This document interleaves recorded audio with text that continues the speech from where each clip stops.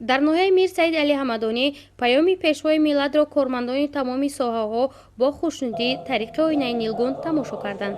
Қайд кардан ба маврид аст, ки ҳар як паёми сарвари давлат ҳамчун дастури роҳнамусоз барои аҳли ҷомеа ироа мегардад, ки барои пешравию шукуфоии меҳан мусоидат мекунад. кормандони мақомоти иҷроии ҳокимияти давлатии ноҳияи Мир Саид Али Ҳамадонӣ паёми солонаи асосгузори сулҳу ваҳдати миллӣ пешвои миллатро сарҷамона тамошо намуданд. тавре медонем ҳамасола паёми президенти ҷумҳурии тоҷикистон дар бораи самтҳои асосии сиёсати дохилӣ ва хориҷии кишвар ба маҷлиси олӣ ироа мегардад. паём барномаи мукаммалест, ки фарогири тамоми паҳлӯҳои ҳаёти ҷомеа мебошад ва дар ин ҳуҷҷати тақдирсоз фаъолияти яксолаи тамоми сохторҳо аз ҷониби роҳбари давлат мавриди таҳлилу баррасӣ қарор мегирад ва он ҳамчун ҳуҷҷати раҳнамусоз дар ҷомеа эътироф гардидааст. иҷрои дастуру супоришҳоеро, ки аз паём бармеояд, вазифаи муҳим ва пурмасъулияти ҳар яки мо мебошад. сарвари давлат дар паёми имсолаи хеш пеш аз ҳама оид ба дастовардҳои кишвар дар соли сифариш шуда амалишавии ҳадафҳои муҳиму стратегии миллӣ, рушди соҳаҳои илму маориф, иқтисодиёт ва инкишофи соҳаи тандурустӣ, дастгирии ҷавонону бонувони лаёқатманд, баланд бардоштани сатҳи зиндагии мардум ва дигар масъалаҳои заруриву созандаи сиёсати дохилӣ ва хориҷии кишварро матраҳ намуданд.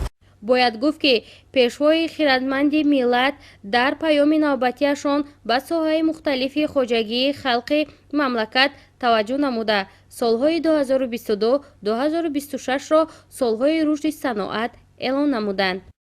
дар паёми имсолаи хеш пешвои муаззами миллат солҳои 2022-2026-ро солҳои рушди саноат эълон карданд, ки бо эълон гардидани ин сол соҳаи саноати мо рушд карда, яъне ки корхонаҳои саноатии зиёд таъсис дода мешаванд, сатҳи зиндагии мардум хубтару беҳтар мегардад, ҳамзамон қисми зиёди аҳолӣ бо ҷойҳои корӣ таъмин мегардад ва ман фикр мекунам, ки анамин паём, анамин натиҷагирӣ аз дастовардҳои кишвар ва эълон гардидани ин солҳо ба рӯи ҳар як соҳа дар пешрафти анамин соҳаҳо заминаи мусоидро фароҳам меорад.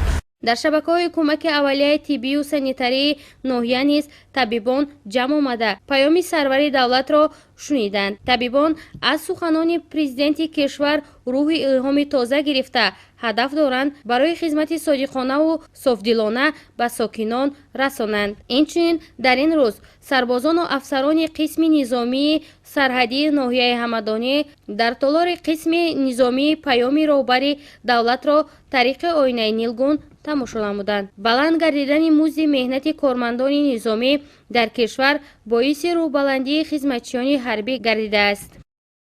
боиси ифтихор аст, ки ҳарсола паёми асула соли ватани пешвои миллат муҳтарам Эмоди Раҳмон дар ҳар як паёми навбатии худ барои болидароҳии ҳайати шахси хизматчиёни ҳарбӣ новобаста кормандони мақомоти ҳифзи ҳуқуқ чораандешии зарурӣ меандешад.